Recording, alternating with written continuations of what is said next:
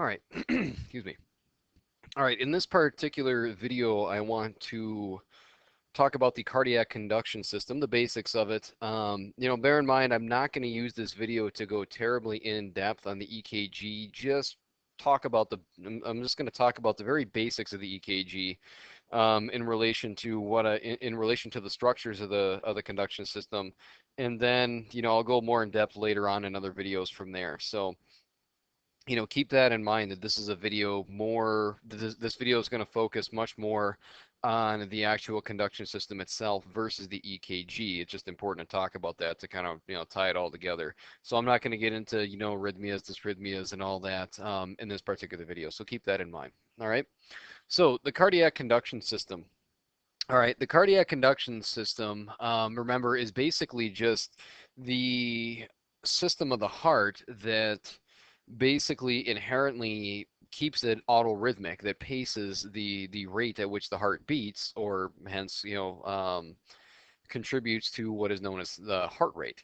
All right, but before we get into the discussion on the cardiac conduction system, first I want to cover some terminology, have a very brief review on the cardiac syncytium and the importance of just kind of understanding that again, and then we'll get into the structures of the not the EKG, but of the cardiac conduction system, and talk a little bit about just some of the physiology and properties of those structures, and then I'll wrap it up by, again, just kind of tying it all together with the EKG.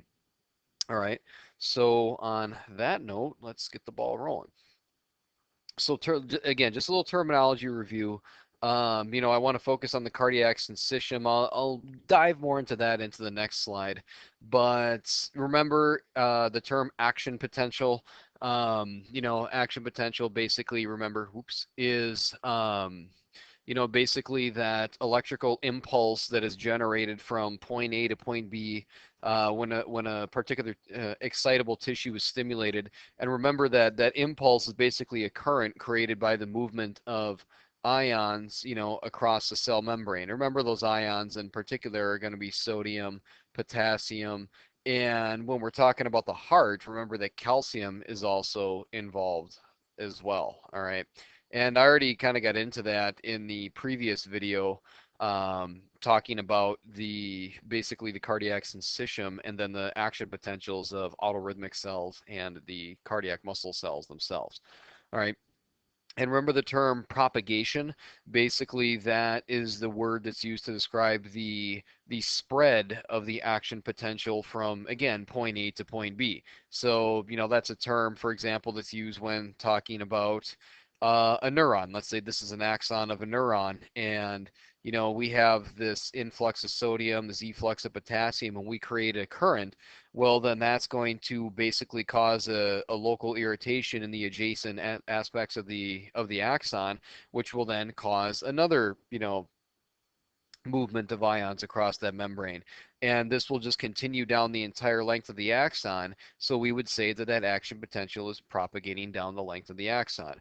Or if we're talking about a skeletal muscle cell, remember when we stimulate a skeletal muscle cell, the motor neuron only activates one little area of that muscle cell, and in the same fashion that the action potential propagates down the length of the axon, it must also propagate down the length of the skeletal muscle cell, so we can obviously get the entire cell involved in the contraction itself. All right. And with and then I'll talk about the propagation aspect in cardiac muscle in a second, but you get the term. And the term EKG stands for electrocardiogram. Here's a little question for you. What's the difference between an EKG and an ECG? What's the difference? Think about it for a second.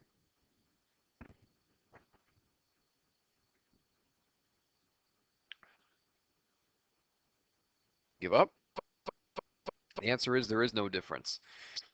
They both stand for electrocardiogram, except the difference is with the EKG, cardio isn't Greek, it's German, because remember that the EKG was invented by a fellow by the name of Einthoven, and so that's basically why, who was if I remember correctly, a Swiss German, um, and he. If I'm wrong on that, someone please correct me on that. But I'm just kind of banging up my memory. It's been a while since I've uh, uh, dove into the history of that. But so cardio in German starts with a K, whereas cardio in Greek starts with a C.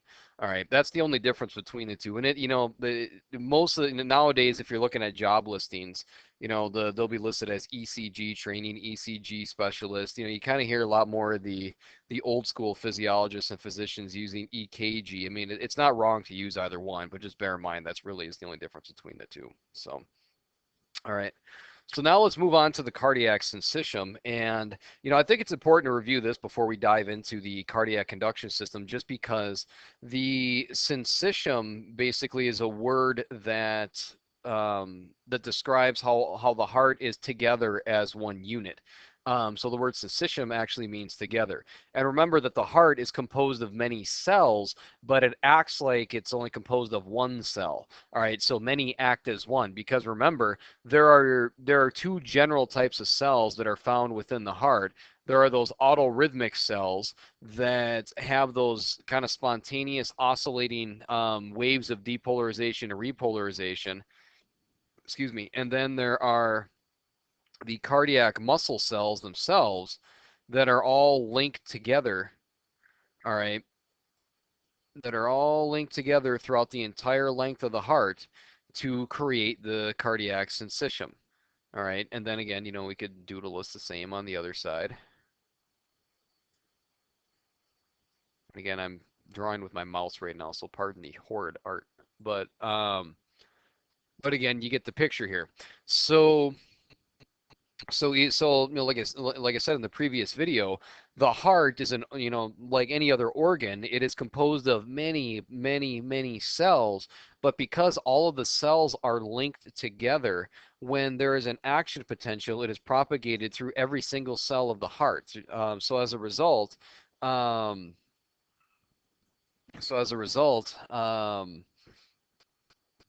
every single cell is going to be stimulated at the same time. All right, so that's something you have to keep in mind. And basically, these autorhythmic cells, these are the cells that basically stimulate the cardiac muscle cells to contract. And they, like I said, in an oscillating fashion, if we were to graph this out, depolarize and repolarize, depolarize and repolarize, all right? Except the difference is that some of these autorhythmic cells, some of these clusters of these autorhythmic cells depolarize and repolarize at different rates, all right? Some faster than others, and they're the ones that essentially set the pace, because remember remember the interconnected nature of all the cells of the heart, all right? So if one group of these cells are going to be depolarizing faster than the others, well then that way then the other groups, all the other cells of the heart that are slower are going to have to fall in line, because that wave of depolarization is going to get to them faster than they can depolarize on their own, faster than their inherent rates will allow them. Okay, so you have to keep that in mind. So that's the cardiac syncytium. Remember the interconnected nature of the heart. All right. And honestly, I strongly recommend, if you're new to this, to the physiology of the heart, if you're starting out with this video, don't. I strongly recommend you go back and watch the cardiac syncytium video, whether it's mine or someone else's first, get a good understanding of that, and then come into this particular topic here. All right. So, in that note, let's talk about the structures of the cardiac conduction system. There are a handful of, so remember, basically these structures of the conduction system are the specialized autorhythmic cells of the heart that have this ability to depolarize, repolarize at their own kind of set rates. All right. And in saying that, like I said, some do so faster than others. And before I get into that, let's just talk about, um, let's just talk in general about what the structures are and where they are found. All right. So the structures of the cardiac conduction system are the sinoatrial node, or in short, we could just call that the SA node. All right. Then there's the atrioventricular node, otherwise known as the AV node. All right. And then there's a structure called the bundle of His. All right, the bundle of His. And then that forms the bundle branches. And then the last kind of cluster of the structure is called the Purkinje fibers. All right. So let's talk about basically where these structures are found. All right. First off, the sinoatrial node. All right. Kind of in the upper corner of the right atrium, there is a area that's a sinus, kind of a cavity, an indentation of the right atrium, where the SA node is located. All right. Where the SA node is located. Okay. Actually, I'm just gonna keep it simple and just do the abbreviation. So we'll just go with SA. You get the picture. Because for some reason my computer and stylus pen don't get along. All right. And then, well, you can probably figure out where the AV node is. I mean, just think of that. Think of the name, atrioventricular node. I mean, what do you think that's telling you right there? It's got to have something to do with the atria and the ventricles. Okay, it's got to have something to do with the atria and the ventricles. And basically, this node is found, you know, pretty much in between the atria and the ventricles. So it's found, it's found kind of sitting right in that interatrial septum. Okay, right in their atrial septum, just a hair to the right. All right, and then projecting from the AV node is this individual structure called the bundle of His, or some books or some people just call it the AV bundle. You know, I was always brought up on the bundle of His, so that's what you're going to hear me call it. Like I said, some people are just going to call it the AV bundle, or some books will refer to it as that. Again, that's up to you what you want to refer to it as. Just use it in the correct context. All right. And then shortly from the bundle of His will bifurcate. Remember, bifurcate means split in two, and form the bundle branches. All right. So, and then there are two bundle branches, basically one bundle branch for each ventricle. All right. One bundle branch for each ventricle. And then from these bundle branches, there's an extensive system of fibers that branch from the bundle branches, um, basically directly into the myocardium itself, and those would be the Purkinje fibers. So the Purkinje fibers essentially innervate two things. They innervate the myocardium of the ventricles themselves, and they innervate the papillary muscles found within each ventricle. And remember that there are three papillary muscles on the right, because there is a tricuspid valve in between the right and left atrium. And then there are two papillary muscles in the left ventricle. All right. Um, so that's something you have to, something you have to keep in mind. All right. So these are the structures of the cardiac conduction system. So AV node.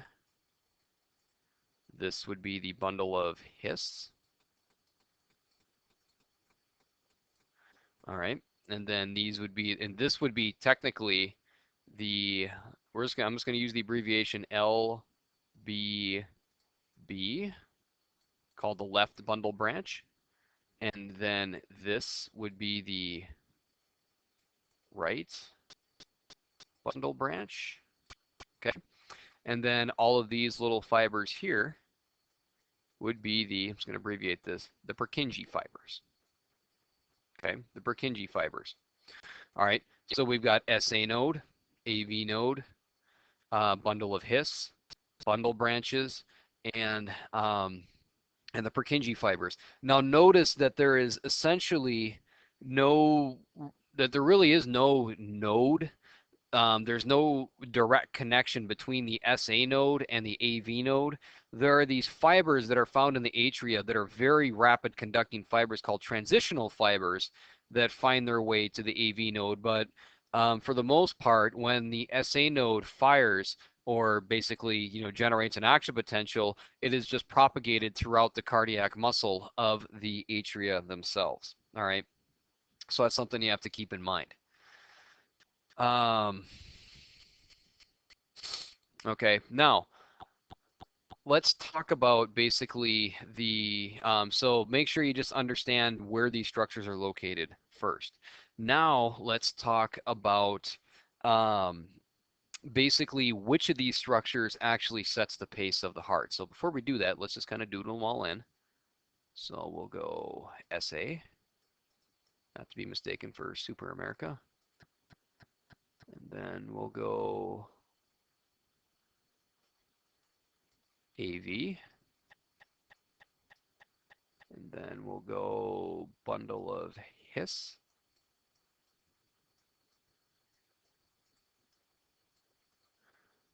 Then we'll go left bundle branch.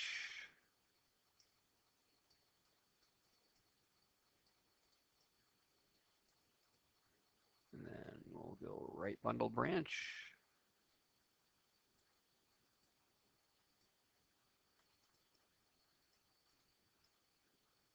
Okay. And then the Purkinje fibers.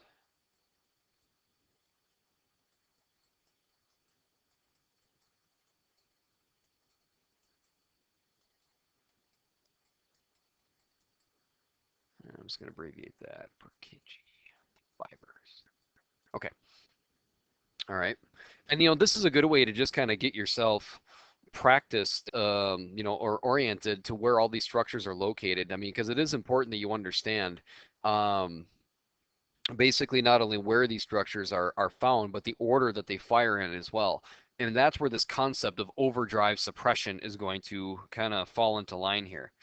All right, because, excuse me, there are basically, because remember that these are all these structures of the cardiac conduction system are basically these autorhythmic cells, and they have, different inherent rates at which they depolarize and repolarize. All right, some are obviously going to be faster than others. All right, so let's just kind of throw the numbers in here, then we'll talk about them. The SA node depolarizes at a rate of about 70 to 80 times per minute. Okay, 70 to 80 times per minute. We would say the AV node would depolarize at a rate of about 40 to 60 times per minute. Okay. The bundle of His and essentially the branches themselves. Oh, my pen is going nuts again. Sorry, a little technical difficulty here. There we go. All right. It's going to depolarize at a rate of about 40 times per minute. All right. And then the Purkinje fibers, I'm just going to circle one, but all the Purkinje fibers would depolarize at a rate of about 15 to 20 times per minute. Okay. So again, all these structures, even though you kind of have this systematic network of structures here, they all have their own inherent rates at which they depolarize and repolarize. Okay. Now, certain structures do this faster than others. Obviously, you can take a look at this just by looking at the numbers and figure out which part of the conduction system depolarizes the quickest, and that would be the sinoatrial or the SA node. All right. And as a result, the SA node is the pacemaker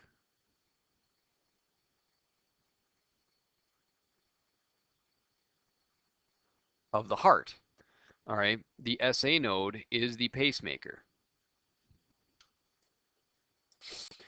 Meaning that of all the structures of the conduction system, this is the structure of the heart that generates the initial rate and rhythm of the heart, all right, because of how much more quickly it depolarizes and repolarizes as compared to the other structures of the conduction system. All right. And this is something called overdrive suppression. Now, remember, you have to keep coming back to that concept of the cardiac syncytium, the interconnected nature of every single cell of the heart. All right. So when an area of the heart is going to depolarize, the entire heart is going to become depolarized at some point in time. All right. And the question is which part is going to basically do this the fastest? And again, this is the SA node. So even though the AV node and the bundle of His and the Purkinje fibers, they have their own inherent rates at which they depolarize, um, they're not allowed to exercise their own rates because they have to, their own rates are suppressed by the speed of the SA node. All right. So since the SA node depolarizes so fast, that action potential is initially, propagated throughout the muscle tissue of the atria and then works its way to the atrioventricular node. All right. And then it gets there before the AV node itself can actually depolarize. So as a result, once that ionic current works its way to the AV node is then forced to depolarize at the rate of the pacemaker, of the SA node. And then same thing with the bundle of His. Well, then that action potential is going to work its way through the AV node to the bundle of His, again, faster than its own inherent rate because of the speed of the SA node. And then it's just going to work its way down the bundle branches and the Purkinje fibers. All right. So basically the speed of the SA node suppresses the normal inherent rates of each of these other structures. So as a result, it overrides all the other structures. Hence the term overdrive suppression. All right. Um, and that's why the sinoatrial node is called the pacemaker of the heart. All right, because it sets the pace. And remember that is inherent. So it does this all by itself. And I talked about pacemaker potentials in the last video. So again, if you're not familiar with that, you need to go back and understand pacemaker potentials. All right. But so the heart itself stimulates itself to beat. So then the question is, well, you guys know that if you get up and exercise, your heart rate's going to go up. If you're sitting in a chair, relaxing, having a brewski, and watching TV, as long as you're not watching a sports game and you're jumping out of your chair every 5 seconds, you're probably going to be pretty calm, and your heart rate's going to be, lower than normal. All right. So then the question is, how does the heart essentially, um, how does the heart adjust its rate. When we need to exercise, how does it go up and how does it come back down? Let's say when we're done from exercise or when we're relaxing. Well, that's due to the influence of the autonomic nervous system. All right. And I'm going to talk about that in another video, but for now, you just have to understand that the ANS basically, so the heart beats independently. The heart beats all on its own. I mean, that's something that's been written about since, the Spanish explorers worked their way over to, the southern, central Mexico, Central America, and so on, and they would watch a ritual human sacrifice and would watch a heart get pulled out of somebody's chest, and they would write about how the heart would still, for a little while, be beating, in the religious official's hand, or anybody that's ever butchered an animal, and if you pull the heart out of the animal, quickly enough, the heart will still be doink, doink, doink, doink, pumping, and then it'll eventually shut down. All right, so the heart itself stimulates itself to contract, as well put. But what the brain does is it alters the rate at which the heart, basically the rate at which the SA node depolarizes and repolarizes. If we're talking about the sympathetic nervous system, the SNS basically increases the rate at, the SA node's inherent rate of depolarization. And if we're talking about the parasympathetic nervous system, parasympathetic fibers basically increase these, the pacemaker potentials, so they make it depolarize and repolarize a lot more slowly, thus bringing heart rate down. And that's all I'm going to talk about for now because there's a lot more, mechanics that go into that, but you understand that concept. All right. So because the SA node depolarizes the fastest, it sets the pace of the heart. So then you can figure out, well, there are instances in which the SA node then doesn't work. Sometimes it just fails. Sometimes drugs cause the SA node to stop. That could be damaged. All right. Whichever one, regardless of the cause, if the SA node fails, if it doesn't work anymore, well, then you can figure out what's going to pace the heart, because obviously one of these other structures is going to take over as the pacemaker, and that's going to be easy to figure out because, well, which one of these structures depolarizes and repolarizes the next fastest, and that would be the AV node. If we lose the pacemaker, if we lose the SA node, well, then the AV node is going to kick in. All right, and then if we, lost the AV node, well, then it would be the bundle of His, and the branches would kick in. And then if we had a really lucky day and we lost those, well, then the Purkinje fibers would then pace the heart at a rate of about 15 to 20 beats per minute. All right, so when I'm saying that, times per minute, I'm basically referring to beats per minute. All right, because you know that the average resting heart rate is about 70, 75 beats per minute. All right, now if a person's heart is pacing at a rate of about, 15 to 20 to 25 beats per minute, that's not necessarily going to kill them, but they're not going to be able to stay conscious. You're not going to, because if your heart's beating too slow, you're not going to get enough blood to your brain to keep to keep that highly active area of your brain known as your cerebral cortex that active, and then you'll obviously fall unconscious and you'll barely stay alive. All right. So a person won't necessarily be completely dead, but they're not exactly going to be living a healthy life at only 15 to 20 beats per minute. All right. So that is the concept of overdrive suppression. So and so therefore the order that the conduction system fires in: SA node, AV node, the bundle of His, the bundle branches, and then the Purkinje fibers at that rate. All right. So that's something you have to keep in mind. So now let's talk a little bit about the conduction velocity. All right. Overall, it takes, give or take, it takes about, on average, if we're talking about a normal resting heart, it takes about 220 milliseconds. All right, for that action potential to work its way from, let me finish drawing this out, to work its way from,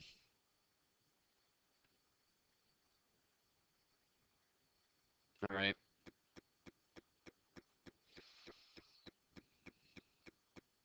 from the SA node all the way to the very ends of the Purkinje fibers. All right. So let's discuss this for a second. So we've got the AV node, and we'll do to the south. Then we got the bundle of His, which now my stylus pen's going crazy again. Just a little review while I'm drawing this out. Whoa, whoops. Let me redo that. How can you tell that you're looking at the right or the left side of the heart? How do you tell them apart? Because obviously I'm not writing right or left on here. You just are under the assumption that you know your right from your left in regards to the heart. So if you're looking at an image like this, how do you tell them?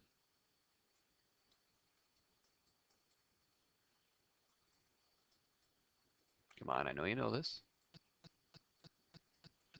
Remember the myocardium. If you're looking at a section like this, take a look at the myocardium. Where is it more thick? All right, it's much more thick on the left side over here, which makes this the left ventricle on the left side of the heart. All right. Probably drew this a little incorrectly because the chamber should be much larger because the bulk of the left ventricle is on the posterior side of the heart, but you get the picture. All right. So the conduction velocity of the heart. So it takes about, like I said, about 220 milliseconds for that action potential to work its way from sinoatrial node to the very end aspects of the ventricles. All right. So remember that the SA node is going to depolarize the fastest, so it's the pacemaker. And then that basically attached to this are, all the cardiac muscle cells, and then they're all attached to one another. All right, so that wave of depolarization will then so basically what's going to happen when the SA node fires, it's going to transfer that wave of depolarization basically throughout throughout just basically throughout the syncytium of the atria. All right. And that's how it essentially travels throughout the atria. And at the farthest, on the farthest side of the left atrium, it's only going to take about 90 milliseconds. So I'm not going to write milliseconds. So you're just going to assume the numbers are in milliseconds for that action potential to work its way there. And from the SA node to kind of each edge, about 50 milliseconds. All right. Um, about 70 milliseconds here. And it takes about 60 milliseconds for that action potential to work its way to propagate its way to the AV node. Now, this is an important concept for you to understand. For starters, I personally like to think of the AV node as the gateway between the atria and the ventricles. All right. So basically, the action potentials all work their way, throughout the atria, all work their way to the AV node. All right. And that's the only way they're getting through. And a big part of that is because, basically there's this fibrous tissue that's basically in between the AV node and the ventricles that just does not allow it's basically resistant to that electrical current. It does not allow the flow of that um, through there. So what's going to happen, and now that's important because that also means that current can't move backwards through there. All right. So when it's propagating along, so when that potential is propagating along the fibers of the atria, it's not going to get through there. It's just going to be all funneled towards the AV node, and then that action potential will not work its way backwards through that fibrous tissue. So it's only going to go in one direction. All right. Now, one thing you have to keep in mind. So I said it takes about 60 milliseconds. So right now we're at about 60 milliseconds, from SA node to the AV node. Now I'm gonna draw an arrow from here. All right. Basically, on the other side of the AV node of the bundle of Hist, I'm gonna write this number down for you. All right. Remember, everything is in milliseconds. All right. So what do you notice about that? Went from 60 seconds to 160 seconds. What did the AV node do to that action potential? Slowed it down dramatically. I mean, I said that the average amount of time it takes for that entire action potential to go through the entire cardiac syncytium is 220 milliseconds. I mean, it took 100 milliseconds for that current to get through the AV node and down into the ventricles. All right. That's almost half the amount of time of the time it takes for this action potential to get through the entire cardiac conduction system. All right. But that's a good thing. And the reason why is just because the calcium channels that are located within the AV node, they open very slowly. So the influx of calcium, excuse me, is a lot more slow here than in other areas of the conduction system. All right.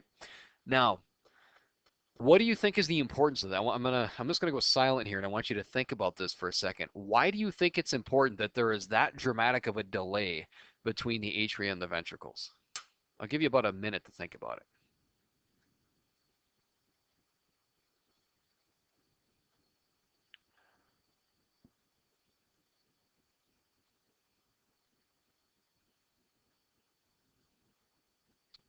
Keep thinking.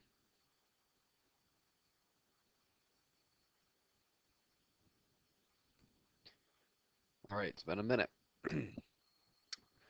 So, what you should have concluded is that the advantage of that is that extra 100 milliseconds means that there's an extra 100 milliseconds of time for blood to fill in the ventricles. All right. So that little bit of extra amount of time, that delay creates more filling. All right, which is a good thing because as I'll talk about later on in another video, if when you understand Frank Starling's law, basically the more blood that is found inside the ventricles and the greater that the ventricles stretch out, the more force that they're going to contract with. All right. So the more stretch, So more stretch equals more force, which is good because that means more blood is going to be pumped out of the heart and circulated either into the pulmonary circuit, the lungs, or the systemic circuit to all of our bodily tissues outside of the lungs. All right, so that's a good thing. We want that AV node to slow down. All right, but you can also figure out, now let's kind of dial this back a notch for a second and then think about this. What do you think would happen if the AV node failed on somebody? What would happen if it failed altogether? Which does happen.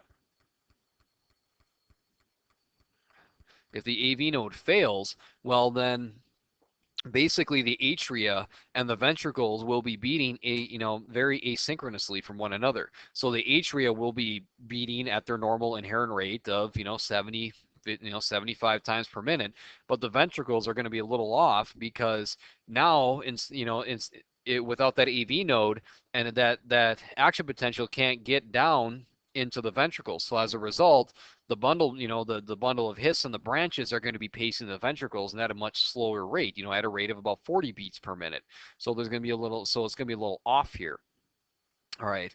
And again, I'll talk about that later on in other videos, but again, it's just something for you to think about, in terms of the function of the AV node as a gateway.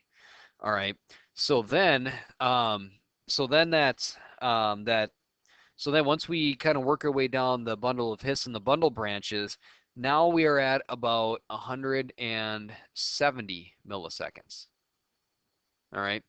We're at about 170 milliseconds. And then to get down to the apex of the heart, it takes about 200 milliseconds. All right. And then, once we get up to the very ends of these Purkinje fibers, we're at about 220 milliseconds. Okay, so why then, why do you think it takes a little longer to get to the left side than the right? Well, remember, all this originated in the left, the myocardium being much more thick and extensive, it'll take just a hair longer to depolarize all those cells, all right? So overall, it takes about 220 milliseconds for that action potential to work its way through the entire conduction system. Now that's a good thing, and the reason why is because, I keep telling you that the atria, that when the atria are contracting, the ventricles are relaxed, and then vice versa. And this allows for that. All right. So when the atria are actually firing, and that AV node is delaying things, and even when the current works its way through the bundle branches, the ventricles still aren't going to contract immediately. All right. So because it takes a little bit of time for that action potential, to work its way down through the entire conduction system, the atria will have already been contracted, and then while we're going through the process of stimulating the ventricles to contract, well, they will contract, and then the atria will be repolarizing and recovering. All right, you understand, that. So then as a result, the ventricles will be, pumping blood out of themselves throughout the rest of the body and then back into these resting atria as well. So they can refill with blood and then they'll pump again and refill the ventricles and then vice versa.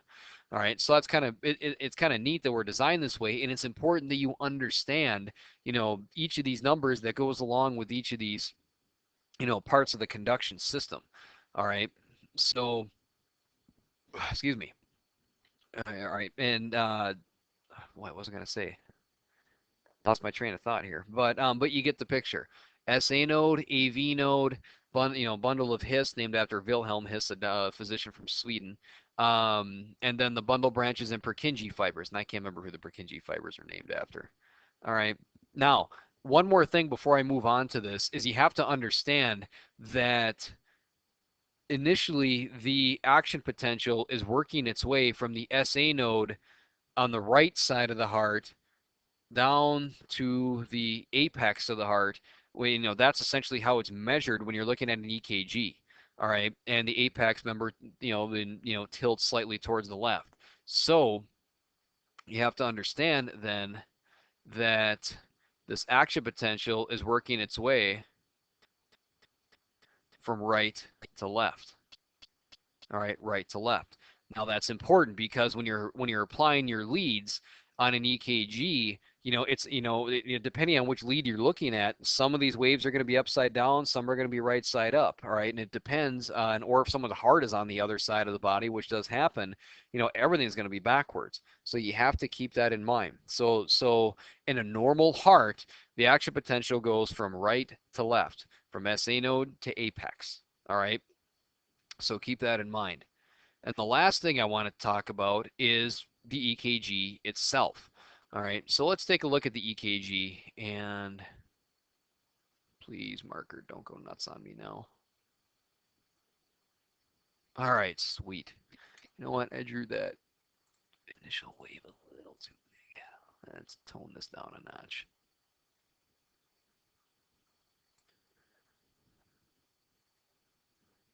Let's make this just a little smaller.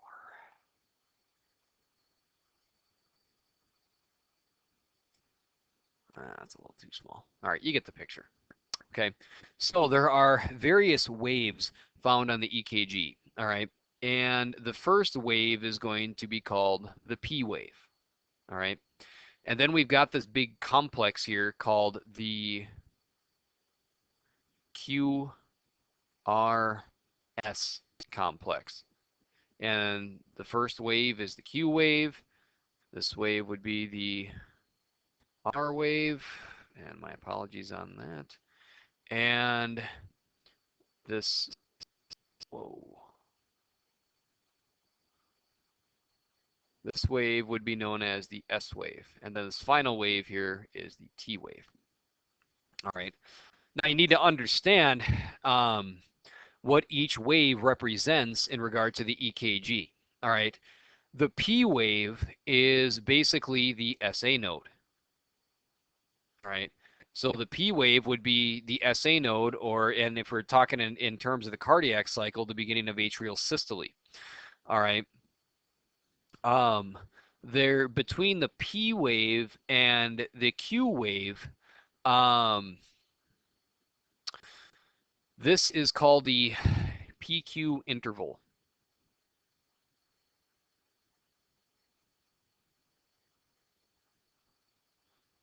All right.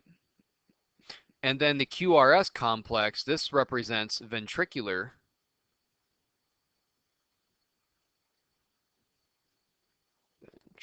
Whoops, you. Oh, sorry, folks. I apologize for these technological difficulties. Ventricular depolarization. Now, not contraction yet, but just depolarization. We're exciting the ventricles. And then there's a segment called the ST segment. That would be basically the ventricles. I'm just going to abbreviate this. Ventricular systole. The ventricles contracting.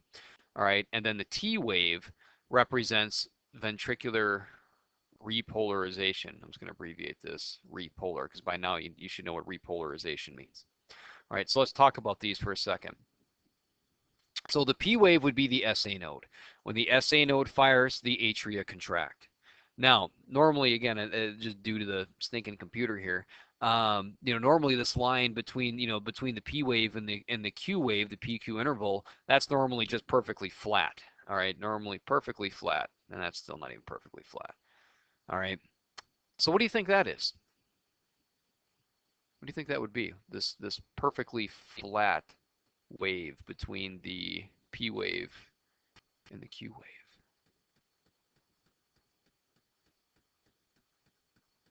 That's the AV node. That would be the AV delay.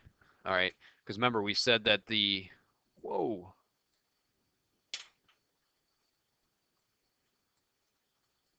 All right, we said that the AV node delays the speed at which the action potential works its way from the atria to the ventricles, which allows for a little more ventricular filling, on average about 100 milliseconds. All right, so because there's really no movement of that action potential or that current throughout the conduction system, that is just going to represent a flat line, no activity. All right, and then basically what you're looking at here, the QRS complex, this is that action potential. So let's say here's your septum, and then here's the apex of the heart. This would be that action potential, basically, going up, down, and all around the ventricles, all right, which causes a, down, up, and a, and a downward spike again. All right, and again, that's something I'd talk about a lot more when I'm getting more in depth with EKGs. But for now, in just basic anatomy and physiology, that's what you have to understand, that the QRS complex is the depolarization of the ventricles. Now, again, the ventricles are not ejecting blood out of themselves. They're beginning the contraction phase, but they haven't generated enough pressure to force blood out of themselves yet, while the QRS complex is doing what it's doing. All right. And that's what's going on between the S wave and the T wave, known as the ST segment. All right. And that's what VS stands for, ventricular systole. Systole is a word to describe activity. The ventricles are actually contracting with enough force to generate blood out of themselves. All right. Um, and then once the ventricles contract and they begin to relax, well, then they repolarize, and that's what the T wave is all about. So now you should be asking yourself, how come I didn't say anything about atrial repolarization? It's because you can't see it. The activity in the QRS complex is just so big, and the activity, represented here is just so great. It covers up the atrial repolarization, just flat out covers it right up. All right, so yes, the atria are repolarizing. You just can't see it on the EKG because of how big the QRS complex is. All right. So again, if you look at the system, you've got the P wave SA node, the PQ interval, the AV node firing, the QRS complex, which would be essentially be the bundle branches, and then the ST segment would be the Purkinje fibers stimulating the ventricles to contract, and then the T wave would be the ventricular repolarization.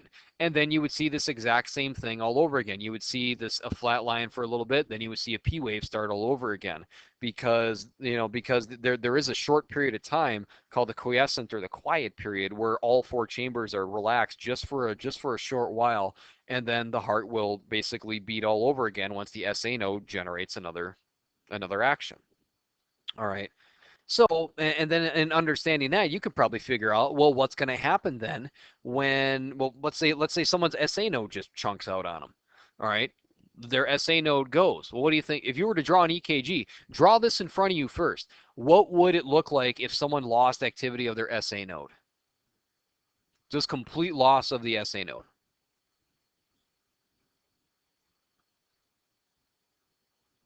You should have drawn it like this.